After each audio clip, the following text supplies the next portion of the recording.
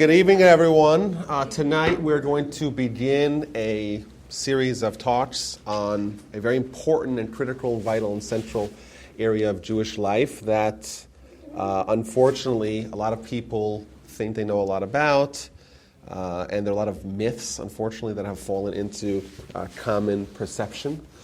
And that is the idea of Oral Torah. So we're going to try to do this systematically. We're going to go from bottom up. First of all, we're going to establish what Oral Torah is, what it's comprised of, the various parts of the Oral Torah that are not found in the Written Torah. We're going to try to go through a little bit of the evidence to its existence, the logic behind its existence, the historical evidence of its truth, and then we're going to dive into all the questions that people ask, like, why do we have an Oral Torah? Just write it all down. Or once it was written, I'm sorry? Good question. Or why we call Oral Torah when it's written down, or parts of it written down. All these questions are questions a lot of people ask. Additionally, like, why was it written down? How was it written down? What's the format behind it? Why have both? Why written and oral? How do we know that it's transmitted accurately? For example, a lot of people ask, what about the broken telephone game? How do we know that it is accurate? It was transmitted accurately. And the like. So these are a lot of questions that people ask, but I want to also go into the next stage and to ask the questions of rabbinic authority. What is the role of the rabbis in ensuring the transmission on the Oral Torah, of the Oral Torah? What do we do with machlokes? Machlokes is when there is a disagreement in the Oral Torah. Where does the disagreement come from? What are the different kinds of disagreements? What does that say about the transmission? And of course, why are all these included in the corpus? Why do we have so much in our Talmud and the Mishnah, of course, about machlokes? When in a perfect world we shouldn't have, or maybe we should. And lastly, we're going to also dive into Jewish literature, a primer on Jewish literature, to ask just what are the basics of books that we have. And we're going to ask, we'll deal with questions at the end. I want to ask you a question. Can I just say something? Go ahead. Well, if you read the Torah, you'll see that it doesn't tell you how to do anything. That's true. We'll get to all those things. So if you have any points to add, let's hold them to the end and see if it's not addressed. I agree with you. Because they were all doing it. I agree with you. Okay, let's start. So we already spoke about this a little bit last week. That the Oral Torah and Written Torah are not two disparate entities. A lot of people get this issue confused. What's the relation to the Written and Oral Torah? We spoke about last week that they are indeed two sides of the same coin. If you were to take the Oral Torah and the Written Torah, you realize that they're actually different formats of the same information. And you look in the Talmud says, this law, where is it sourced in the Written Torah? This verse, where is it extrapolated in the Oral Torah? Well, what does that mean? Obviously, the thrust is that the Oral Torah and Written Torah contain the same information. They both contain Torah. The same information is included in both. The only difference is the format in which it was written. The Oral Torah is in a language that we can understand, what the laws are, what the sources of the laws, what the practical applications of the law, etc., etc. It's all fleshed out. Whereas the Written Torah, it's encoded, it's encrypted. If you took a look at the Written Torah, you wouldn't really know. You would know maybe the broad strokes of Torah, but you wouldn't actually know the practical applications of it in every situation. Thus, the two essentially are one and the same. They both contain the same information. It's just the methodology in which they were written are different. Now, go ahead. Bible, Christians how to make a Christmas tree. Everybody knows what it is. And then I'll do. And you mentioned that, and we'll get to that in a little bit. Now, perhaps we could say, just for clarity's sake, the Oral Torah and Written Torah are both called Torah because they both contain the Torah, which is the Almighty's instructions to the Jewish people to achieve Tikkun Olam, to become a great nation, what are the mitzvahs and requirements that we have, but that's Torah, and the difference is only the format. One was written, and one initially was oral, and later on was written. Nowadays, we have the Written Torah and its pristine, unadulterated, uncorrupted format. We have the same Torah that the Almighty gave Moshe throughout the course of the 40 years, and Moshe gave the Jewish people as he was about to die. And we also have the Oral Torah, the same Oral Torah that the Almighty gave Moshe at Sinai and the ensuing 40 years, with some additions. So this is the point that I spoke about a little bit last week. I hinted at it last week, and I want to get to it in just a more clear format. Because there are some parts of the Oral Torah that are not included in the Written Torah. And what those are, we're going to go through them one by one. I'm not familiar with the concept or term Oral Torah. Good. So this is exactly what we're going to address right now. I will be at the end of this class? Yes. Okay. Oral Torah means Torah, which is instructions of God, transmitted, given over orally. Right? Unwritten. These were unwritten. Now that includes laws, which is the laws of Torah. For example, the law to say Shema, or the law to wear tefillin, or the law to observe the Shabbat, or the law of commercial, civil law, like what happens in a case where I lend you money and you say that you don't know who I am, right? But Oral Torah is law, and the law is incorporated in 63 books that we have now as the Mishnah.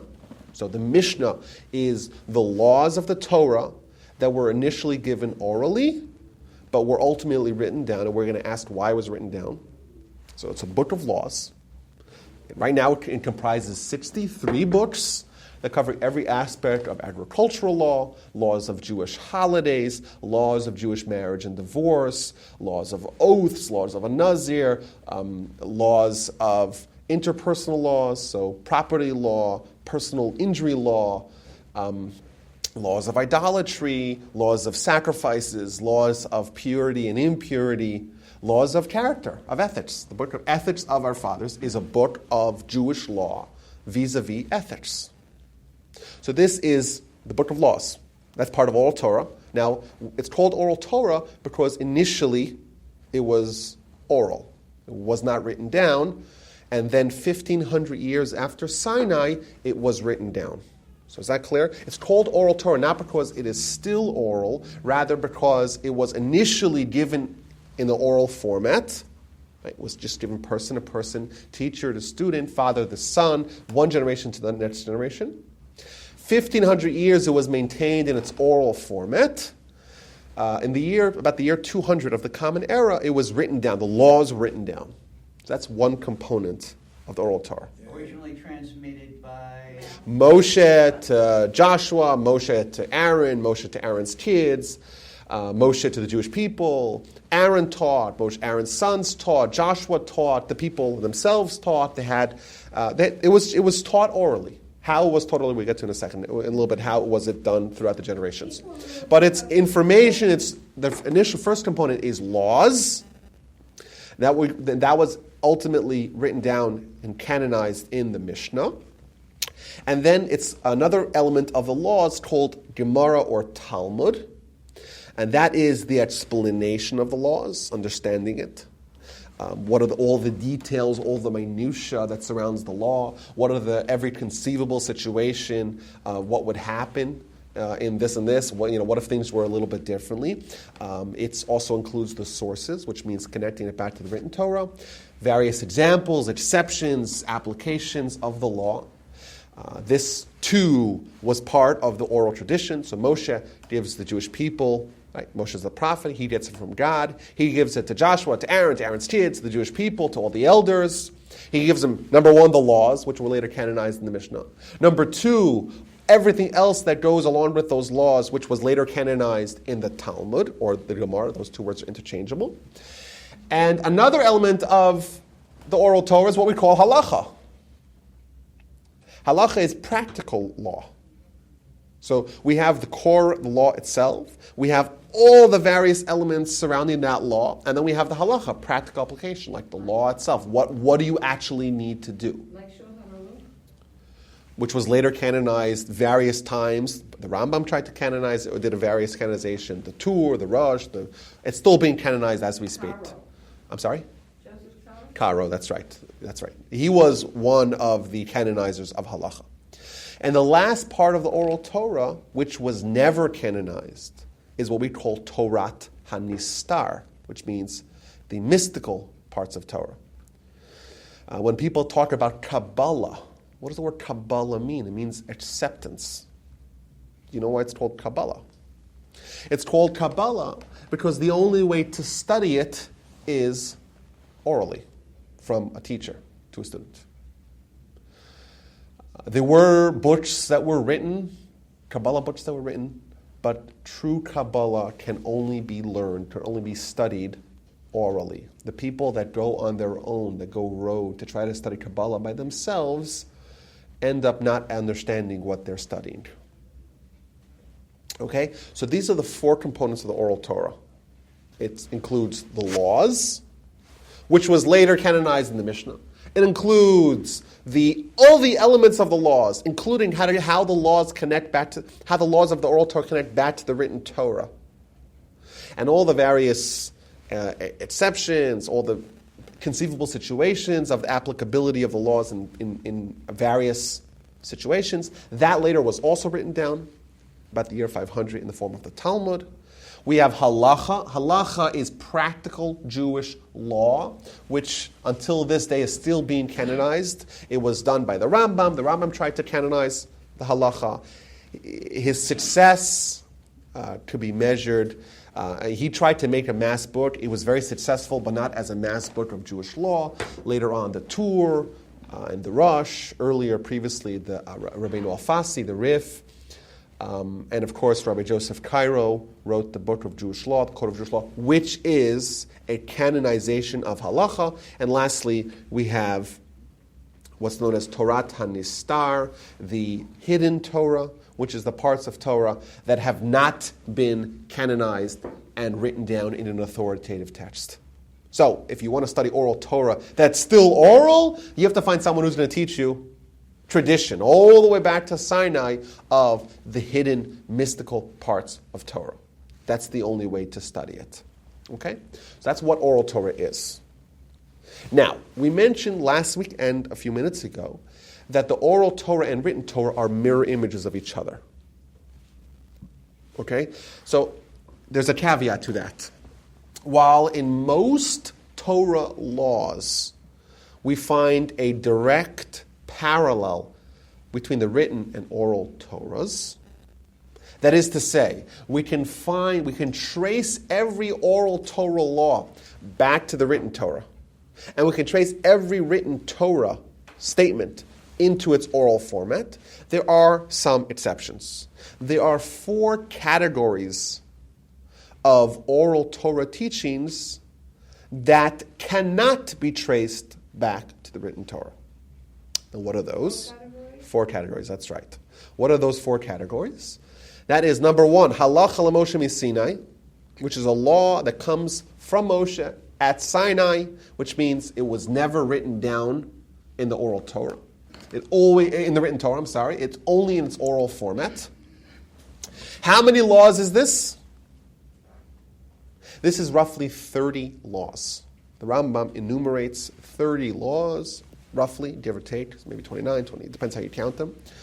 It's around 30 laws in all of the myriads of laws that we have in Jewish life, right? Tens of thousands of laws if you count them one by one. There's about 30 of them that cannot be traced back to the written Torah. Rather, they were given in its oral format from Moshe, transmitted until it was ultimately written down in the Mishnah and the Talmud. I'll give you an example. Example I gave last week was the sizes, the minimum sizes of Jewish law. So, for example, we have to eat matzah on Passover. What's the minimum amount? Kazayas, kibetza, all those things. How much you have to drink? You made kiddush on Friday night? How much you need to drink? Do you need to drink an entire bottle of grape juice or wine? A little sip is enough. All those laws are part of what's known as halacha l'Moshe Sinai. It's oral Torah that cannot be traced back to the written Torah. So I thought that everything in the Mishnah and the Gemara could be traced back to the Torah. Right, so almost everything. 30 things. That's right. There's around 30 laws. If you want a list, email me, I'll send you a list of those things. email me and I'll send you those lists. It's the Rambam enumerates them in his introduction to Mishnah when he's trying to, just position everything in the correct place. Where do these things all fit in with each other? So the Rambam gives us a list of around 30 things that are not found in the written Torah, but are part of the oral Torah dating back to Moshe.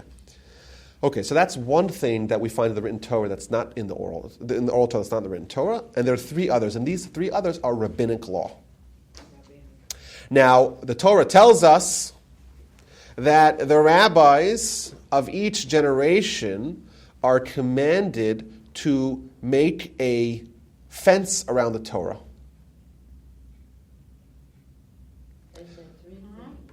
Okay, make a fence around the Torah. Now, what does that mean? That means that they should take the Torah law and make additions to it. So, for example, one that we're very familiar with. The Torah tells us not to eat milk and meat together. Come along to the rabbis, and they say, we're going to make a fence around that law. Now, what does a fence do? A fence extends the boundaries. The boundaries are no longer where the law ends, but rather there's a fence, an additional fence around the law itself. If you wanted to go to Area 51 in Nevada, wherever it is, or New Mexico, right? So they don't want you going to the site itself. So you know what they do? Offensive. They put a fence with a little buffer zone all the way around, right? They give you, a mile away, they put another fence, right? Why would they do that? Exactly. They make a fence around it to make sure you don't get to the thing itself. So it's an additional precaution. So the fence about not having milk and meat, it really only referred to mammals, but the fence around it is not to eat chicken with milk either. That's right. And another fence is not only do you not mix them together, you don't mix the dishes. That's right. So there are those are examples of fences that the rabbis, the Sanhedrin of every generation, they determined what are the appropriate fences to ensure that the biblical law would not be transgressed. So another example, very common example, we have the laws of Mutzah. Mutzah, the laws on Shabbat, wherein we are not allowed to move an item that can only be used for a prohibited act on Shabbat. So you're holding a pen there, Ed, right? So taking the pen, lifting and moving it around on Shabbat would be prohibited under rabbinic law. Because, like I said, the rabbis are instructed, are mandated by the Torah to put a protective fence around the Torah itself. So the Torah tells us we cannot write on Shabbat. Come along to the rabbis, and they make a protective fence around that, and will tell you, do not lift and play and twiddle with a pen, because a pen is used for one purpose, and that is a purpose that is prohibited by Torah law. Therefore, make a fence around it. Don't even touch and play around with the pen. You touch and play with a pen, you may come to actually use it on Shabbat. But the prohibition of lifting and moving a pen on Shabbat is a rabbinic law, which is included in the oral Torah, but it was not part of the written Torah because it's a later innovation. Similar to a slippery slope. It's a slippery slope, that's right. Now, does that mean that any rabbi of any community, any point in history, has liberty to make any enactment that he wants? Can I come and say, okay, gentlemen, ladies and gentlemen, I have a new fence around the Torah. I don't want people to not only write a pen, use a pen on Shabbat, and not only touch a pen on Shabbat, I want people to lock them in a safe. Would I be allowed to do that? 2016 in Houston, Texas, would I be allowed to do that? Is that an acceptable? You can lock yours in the safe, but you can't tell Can I make it mandatory for you? So the Rambam tells us that there's three ways in which this can become mandatory. Because if I tell you guys, I have a new law that's starting with this Shabbos, it's obligatory of all of you to lock all your pens on Shabbat in a safe, that would not have the validity. So what's the difference? That's a fence around the Torah, don't you think? That's an additional fence. So why is the fence of lifting and moving the Mutzah on Shabbat, why is that valid, whereas the fence of my new fence of locking in a safe is not valid? The answer is, number one, it can only be done by the Sanhedrin. The Sanhedrin is a body of rabbis that Moshe established that continued almost uninterrupted from the times of Moshe up to the 5th century of the Common Era. I don't know exactly the date, but I think it might have been the middle of 4th century. 4th, 5th century. It ceased to exist after the fall of the Second Temple. No, that's actually not true. The Sanhedrin continued to Yavne, to Chanut, to Yavne, to Usha, to Shfaram. To all these, we know. Yeah, those are cities. We know where it traveled to from place to place. Rabbi, so the rabbinical laws can only be changed by the Sanhedrin. Okay, so period. no, not period, not period. That's one way it could be enacted. There's another way it can be enacted, and that is not the Sanhedrin. Rather, it was accepted by all of Israel. The Ram tells us that if there is a rabbinic edict that became so widespread and so universally accepted, so ubiquitous throughout Jewish life that everyone does it, that too becomes mandatory for everyone to follow. So that's how it got to be that turning on the electricity is the same as lighting a fire. No, that's incorrect. That turning on electricity actually is the same as lighting a fire. That's not a rabbinic edict. That's the rabbis applying the Oral Torah principles to modern technology. And we'll get to that in a second. That's entirely different. So driving a car on Shabbat, the rabbis, it doesn't say anyone tell me you can't drive a car on Shabbat. Well, but it does say you can't light a fire. And the only way to have a car drive is if you light a fire. There's some ignition, some combustion. When you say all of Israel, we're talking about all of Judaism, not just the state. Oh yeah, all of Israel was a euphemism for the entire nation.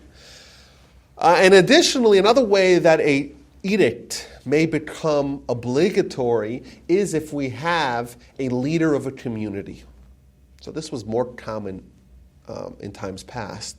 But there used to be where there was either a rabbi of a town or a rabbi of a city or a region or a country wherein he had absolute authority for everything that happened in his town. So the Talmud talks about the different rabbis in different communities. They had total control, absolute say in the religious laws that were applied to that city. So if a rabbi of a town who's the Mora de Asra, who's the master of the town or the city or the community, etc., they too, their edicts that they would enact are binding. So in modern times, if a Rebbe of one of the major Hasidic movements decides on something, that would be... So that would be another example. That would be maybe the only case in modern times where such a thing would be binding is in a Hasidic community, because there the Rebbe has absolute authority, unquestioned authority. So that might be an example. But it was more typical in the Talmud's times. You would have a rabbi in a certain town. He was the rabbi. He was the last say in halacha. And thus, when he made an edict, it was final for all those people in that town. Now remember, if you live in the neighboring town, you follow your rabbi in a particular area. If he says, we don't follow the edict over here, then you don't follow the edict over there.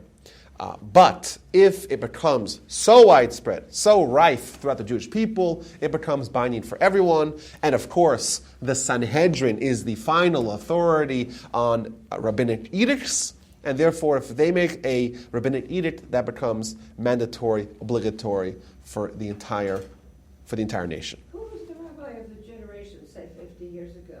Famous one who knew the Talmud by heart? I don't know who you're referring to.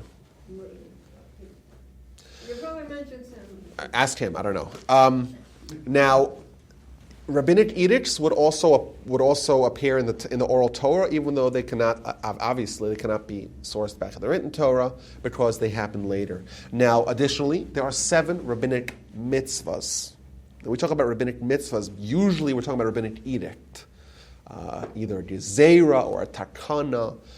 A new mitzvah that's rabbinic, there's only 7 of them. This is a list enumerated by the Chinuch, who's one of the great enumerators of Torah, of all the mitzvahs. There's 7 rabbinic mitzvahs. They are, number 1, to read Hallel on special days, on Rosh Chodesh, on various holidays.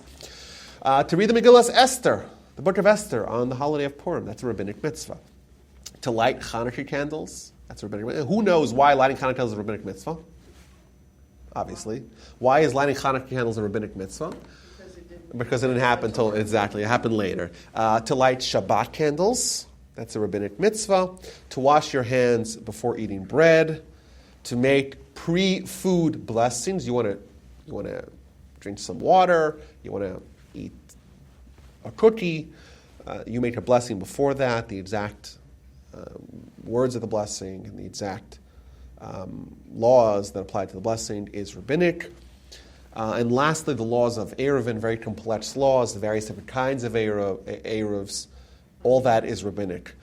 So this is another example of Torah, oral Torah, that would not be found in the written Torah. Is wearing a kippah rabbinic edict? Because it's not in the Torah. That might be an example of something that was accepted by all of Israel. So that would be under the first. It would be maybe an innovation that was accepted by all of Israel.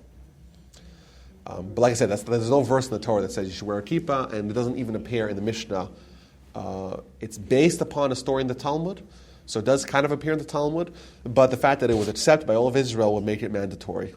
Okay, so it is mandatory, even though it's not. Yeah, well, I'm saying yes. I would say it is because of this idea that when a rabbinic law becomes so ubiquitous, so universal amongst the Jews, it becomes mandatory. And lastly is rabbinic regulations. So, for example, the Talmud tells us that Moshe established a rule that 30 days before Passover, the entire Jewish community would study the laws of Passover. So, in every community, till now, you have the rabbi, 30 days before Passover, right after Purim. He'll say, okay, we'll hang up a sign in the bulletin board of the synagogue that we're going to study the laws of Passover for the next 30 days. That's an example of a rabbinic regulation, a takana, that goes all the way back to Moses. But since then, we've had, for example, Hillel, the great Nasi, leader of the Jewish people in the 1st century before the Common Era. He was the one who made a takana, a regulation of pruzbol. What's a pruzbol? What a funny word, huh? Pruzbol is P-R-U-Z-B-U-L, I guess, how it's spelled in English. Pruzbol is a legal loophole to avoid the abrogation and the abolishment of loans at the end of the Shemitah. The Torah makes it clear that if I lend another Jew money and they don't pay me back before the end of Shemitah, so every 7 years, comes the end of Shemitah, the loan gets abolished. Or a lot of loans made in a 6-year war there. So that's the problem. The problem is that there's a Torah mitzvah that says, when the end of Shemitah comes, and your neighbor asks you for a loan, and you have the calendar right there, you're like, that I have 2 weeks to collect it, or else it gets abolished, gets annulled. Torah says you should not withhold lending your friend money. So what's the problem? This is a verse in the Torah. Yeah. This is a verse in the Torah. So Hillel said, he noticed that people, like he said, were stopping to lend money at the end of the 7th year. So he developed a legal loophole, or he popularized a legal loophole that allows people to pass off their loans to a proxy. It's almost like these complicated derivatives where you sell batches of loans, right, to a third end, to another party, right? You got a letter in the mail, your mortgage is now being transferred from Wells Fargo to, I don't know, JP Morgan Chase, right? You get those letters. Yeah, but your contract doesn't change. So. Right, but the point is that the loan gets transferred, you now owe someone else the money.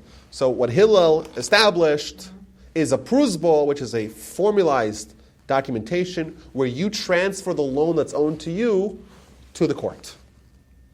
Now, what does that help? That helps because the court's loans do not get annulled and abolished at the end of the Shemitah.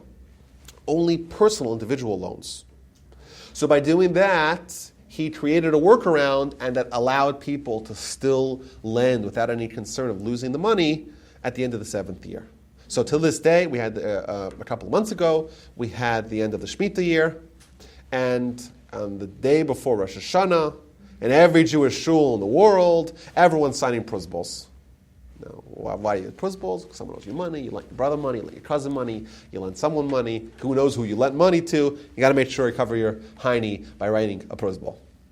But that's an example. The Gemara tells us. The Mishnah actually in the book of Gittin gives a whole list of takanot, of regulations that were established, became part of the corpus of Jewish law, even though, like we said, does not appear in the Written Torah. Another example, Rabbi Yochanan ben Zakkai. Rabbi Yochanan ben Zakkai was the leader of the Jews, head of the Sanhedrin, after the temple was destroyed, second temple that is. So to answer your question, Ed, the Sanhedrin continued after the second temple was destroyed, and he made a whole bunch of takanot. A very famous one is that we take the lulav, we shake a lulav for all 7 days of the holiday of Sukkot.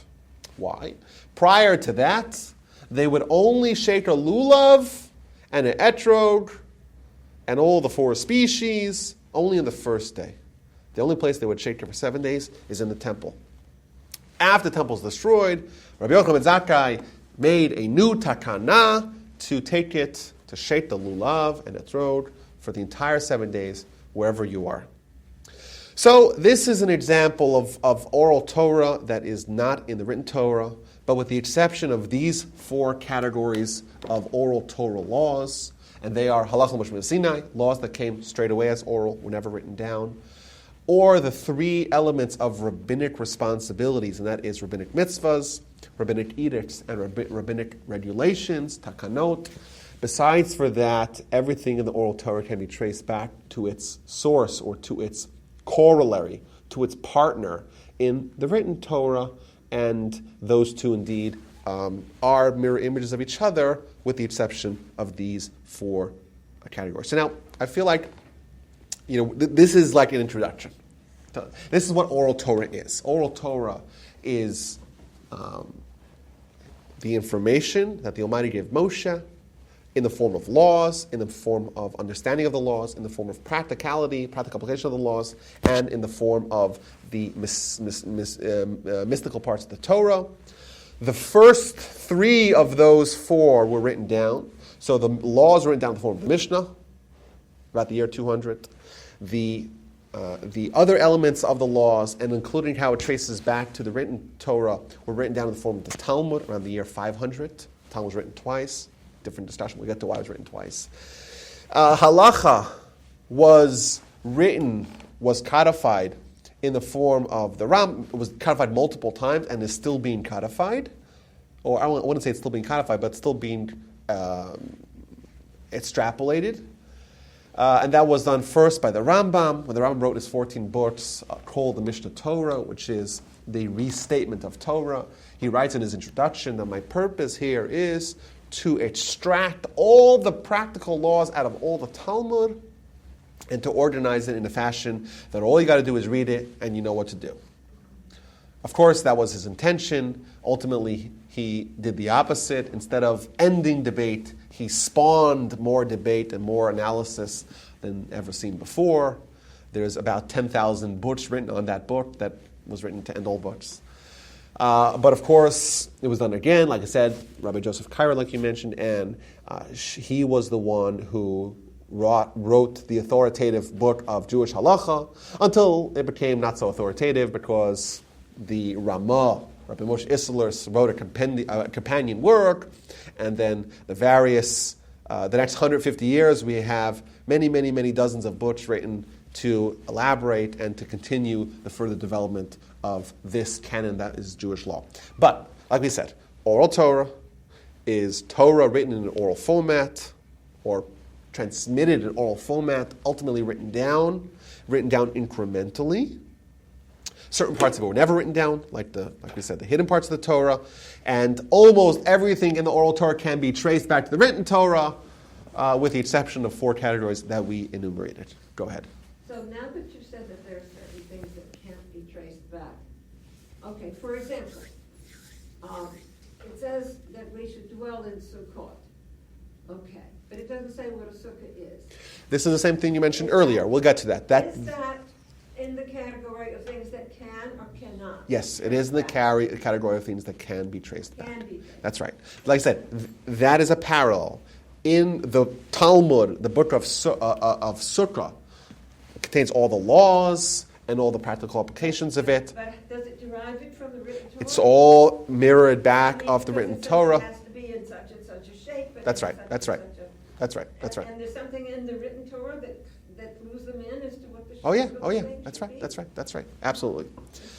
Okay, so that's the oral Torah. That's what it is. Now the questions still remain. Like, okay, so we have a little bit of an outline of what it is, but you haven't proved to us yet, Rabbi, that it's true. So what I'm going to do now is going to look through some various statements in the written Torah and try to ask ourselves the question: what is it inferring? But additionally, we're going to ask the questions that Anna enumerated prior. We're looking at some of the logical arguments that prove beyond a reasonable doubt, that the oral Torah indeed is true and is mandatory. Now, I'll tell you why I'm doing this. Historically, we find many examples of splinters of the Jewish people, various side fringe groups that wanted to question the legitimacy, the accuracy, and the veracity of the oral Torah. It's very hard to call into question the truth of the written Torah, because if you get rid of the written Torah and the oral Torah, you're left with no Torah at all. So throughout history, we have many people, individuals, and many groups, not many, but some groups, that have tried to question the legitimacy of the oral Torah. For an example, we know historically the famous group called the Sadducees, known in Hebrew as the Tzedokim. The Sadducees were a group who, their leader was a fellow by the name of Tzadok, so thus they took on his name, Tzadok, Tzedokim, the people of Tzadok. Him and his fellow, his comrade by the name of Baitus, they spawned two groups, the Tzedokim, the Baitusim, two groups that were very powerful for several hundred years, and their central tenet was that all we have is a written Torah and no oral Torah.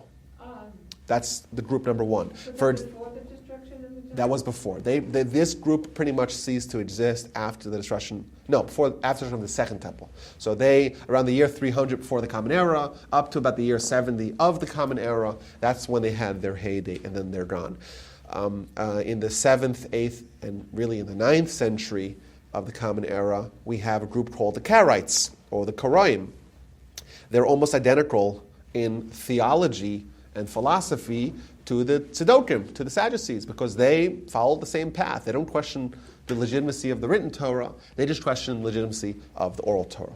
And they too, in their heyday, were a very powerful group, and they too are almost gone. In fact, I think there's like a few thousand of them left. I think there's still a shul in Los Angeles, a Karaite shul, but they're functionally non-existent, obsolete.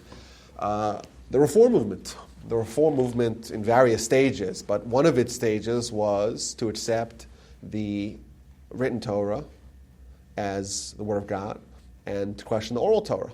Now, since then it has evolved and has changed. Now I would say the Reform movement is a little bit splintered. You have some people that I teach in Reform shuls. The people believe in oral Torah, written Torah. Some people don't believe. The rabbinate, some believe, some don't believe. It's not so clear. I would say the conservative movement as well. Their question is not with so much with the written Torah, even though some parts of written Torah are up for debate, but mostly it's about the oral Torah. So we see themes throughout history wherein people questioned the legitimacy, accuracy, veracity of the oral Torah. Of course, in modern times, I think there's been a movement to reunification of Judaism. I think it's very nice because whenever we splinter, we suffer. Every time in history there's been a major schism amongst the Jewish people, we have suffered tremendously as a result. And therefore, even the terminology that we use, Reform, Conservative, Orthodox, that's a very, very destructive terminology. Because they're essentially saying that we're not one nation, we're multiple nations. And that's a mistake, I think, a terrible mistake. But just for the sake of clarity, we see that this is an ongoing debate as to what is oral Torah. Is it true, is it not? So I want to look here at some verses. This is other examples of this as well. Very famous verse in the book of Deuteronomy, chapter 12, verse 21. It says, it's talking initially about sacrifices and the various procedures of bringing a sacrifice. What happens if you bring a sacrifice? You have supper as well. It's nice. It's a nice little bonus. You bring a sacrifice, but you also get a steak. Sacrifice and steak. You better have a party. Big party, that's right. But what if someone's really far from Israel and they also want a steak? What do they do then? Can they have kosher food that's not a sacrifice? That's the verse. So the verse tells us you'll be so distant from the land of Israel, from the temple, and you want to eat some meat. So what do? It says you should slaughter from your big animals, from your livestock, from your sheep, from your small animals, as I instructed. Those words are the critical words. We know there are very complex laws about slaughtering, shechting an animal. Very detailed laws. And where are those laws enumerated? As I instructed you. That's all we have. Now, if you scour the entire Torah, from the first word of Genesis to the last word of Deuteronomy, you won't find anywhere any detail as to how to slaughter an animal in the kosher way that God instructed. So, if we accept as true the existence of the written Torah, by definition, we have to accept as true the existence of some other method of instruction that was not included in the original text. Because otherwise, the original text doesn't make any sense. That's an option we're not willing to accept.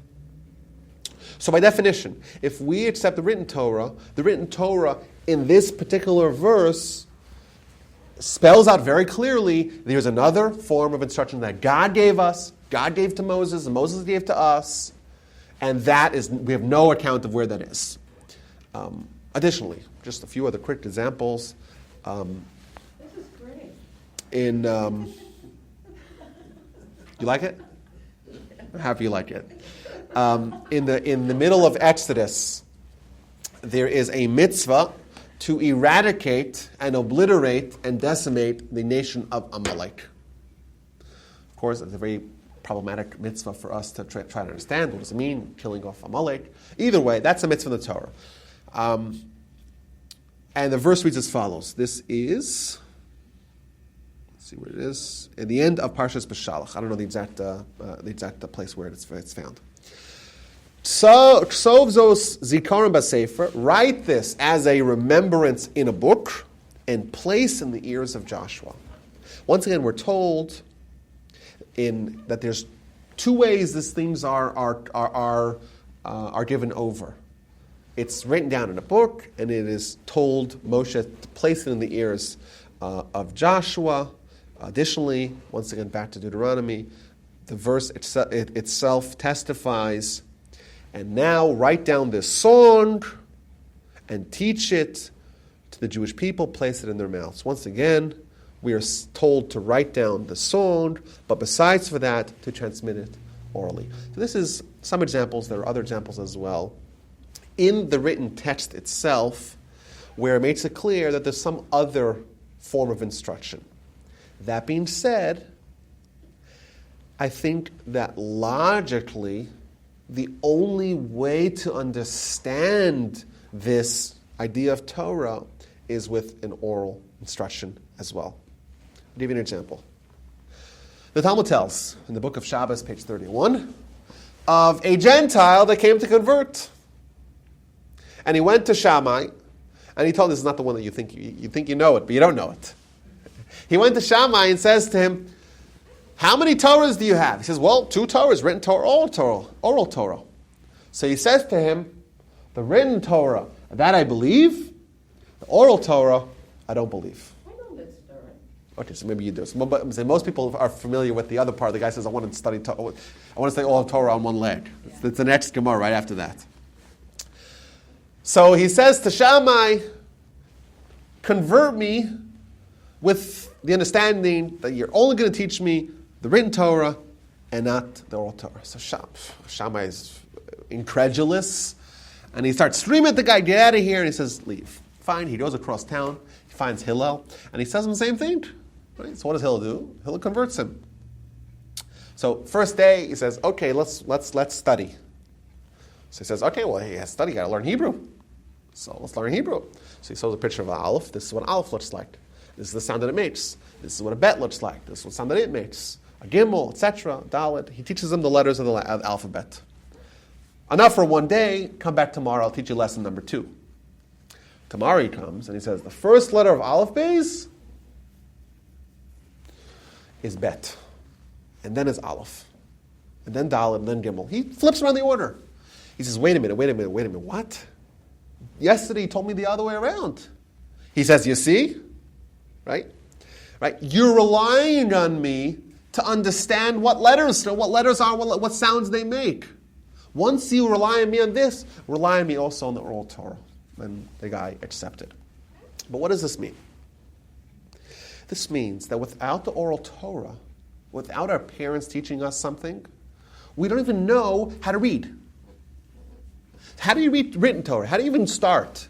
How do we know that the word, that the pictures that appear, or the shapes that appear on the page spell Bereshit? How do you know that? Even the basic rudimentary building blocks of the Written Torah, we have to rely on our parents and previous generations to teach us, what they sound like, what their names are, what sounds they make, how to pronounce them, what the order of the alphabet is. So certainly once we're relying on them for that, we can rely on them for everything else. But I also think like this. This is to Anne's point that she said earlier. If you read the Written Torah, and you're a good guy, you're sincere, you want to do everything right. So you say, I'm going to follow everything, but I'm just going to read the book. You read the book, and you don't know what to do. Don't do work on Shabbos. What does work on Shabbos mean? You have no idea. What does work on Shabbos mean? It doesn't say give us almost none. It says don't make a fire. But then it says a whole bunch of other times don't do work. So is fire the only work that we have? What is included in work? And by the way, the Torah takes the law of desecration of Shabbos very, very seriously. Mechalalemos yumos. You desecrate the Shabbat, you get executed. Who determines what is work? They just execute anyone. It's all arbitrary. Every court has its own rules. Every rabbi, every decision maker has his own rules to determine what is work and what's not work. There's no central law. It's just up to the people themselves to just make it up. So in this town you get executed for doing that work, but the neighbor's guy says that's not work. It's insane to believe that. Murder, right? So what's murder? That's a big question we have still today. Is abortion murder? A lot of people have a lot of different passionate opinions about that. The Torah says, don't do murder. If you do murder, you get executed. Well, what's murder? The Talmud has a whole bunch of questions. Give me an example of what the Talmud does. If I tie someone up, is that murder? What? You tie them up, they can't move. Not necessarily. Not murder, right? Yeah. What if I tie them up and they happen to be in a... what are those places called where you drive through a big zoo? A safari. You tie them up in a safari. And what happens? 100 lion appears and consumes him. Is that murder? I don't know. This is a good question, right? What if someone shoots an arrow at the victim, but the victim's holding a shield, and I come and I swipe away the shield? Who's the murderer? Am I the murderer? Is the other guy the murderer? Okay. What if the guy's shot, but there's a CVS there that has all the drugs to heal them? But I go and I lock the door to CVS. Am I the murderer? Is the guy who shot the murderer? But these are all good questions. A guy jumps into the water. I pull away all the flotation devices. Am I the murderer? I shove him into the water. He could have gotten out. He didn't get out. Am I the murderer? These are a lot of good questions we have to know. And the Talmud goes through each and every one of those things because that's what the Oral Torah does. But if we just have the Written Torah, we had no way of understanding it, then by definition we're accepting information that cannot at all be applied. Wear tefillin. Wear totafot. We're told 4 times in the Torah, wear totafot. Between your eyes. What does totafot mean?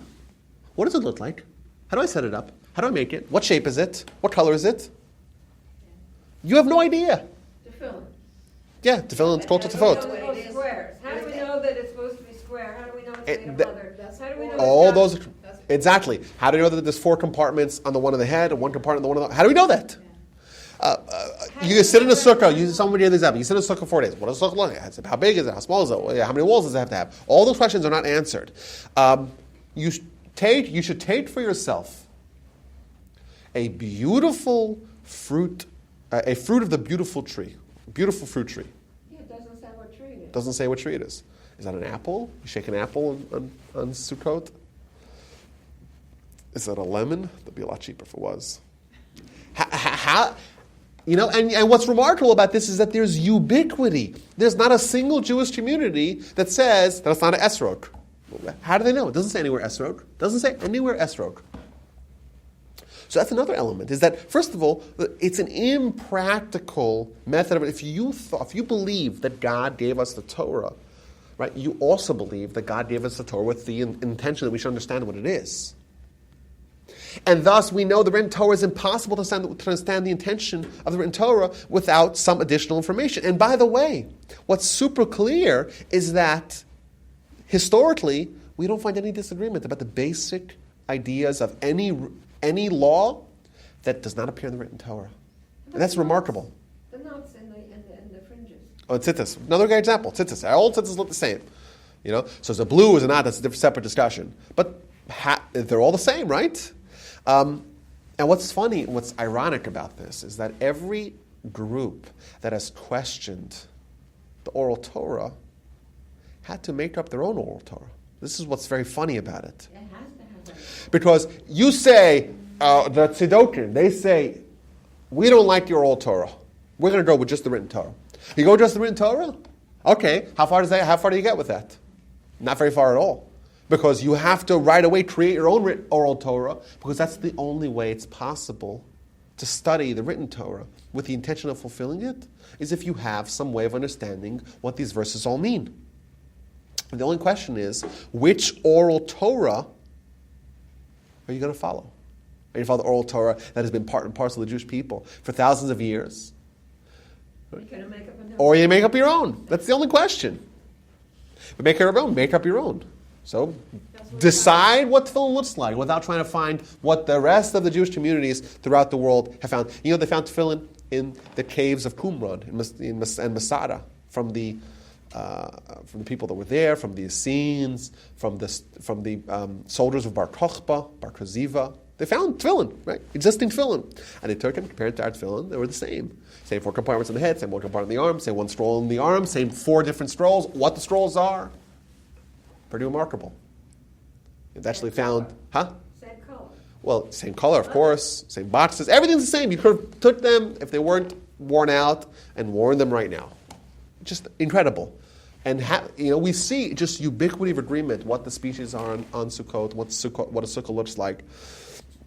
And that, I think, alone is a very powerful argument that the fact that, A, it's not possible to have a written Torah be fulfilled without an oral Torah. It's not possible.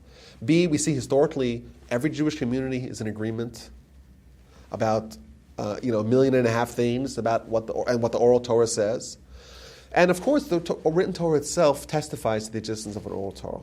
So, in conclusion, today we have a little bit. We're starting the first topic. The first on this topic. We're going to continue a next session. What is Oral Torah? What is it comprised of? How it relates to the written Torah? What are the parts of the Oral Torah that are not included in the written Torah? And some evidence to its existence. There is more. I just picked select pieces of evidence. Next time, we're going to talk about why was it not written? What is the kind of the inner bolts of how it works? Why was it not written? Why was it ultimately written? How was it written? What are the methods of it, of how it was written? What are the 7 reasons? I actually got 7. Maybe there are more. Actually, I have 7. I really have 8 reasons why it wasn't written, and why we have to have this system of a written Torah and an oral Torah. And what are the benefits of that? 7 different reasons. We'll go through those next week. And additionally, the question of the broken telephone question, we'll address that. How is it possible to have it transmitted orally without it being written down? for centuries, etc., etc. And I look forward to continue this next week. But hopefully we can, and we already have, dispelled some of the myths that people have about Oral Torah, and hopefully we will continue doing that next time. Thank you all, and thank you for coming, and look forward to seeing you guys next time. All the best.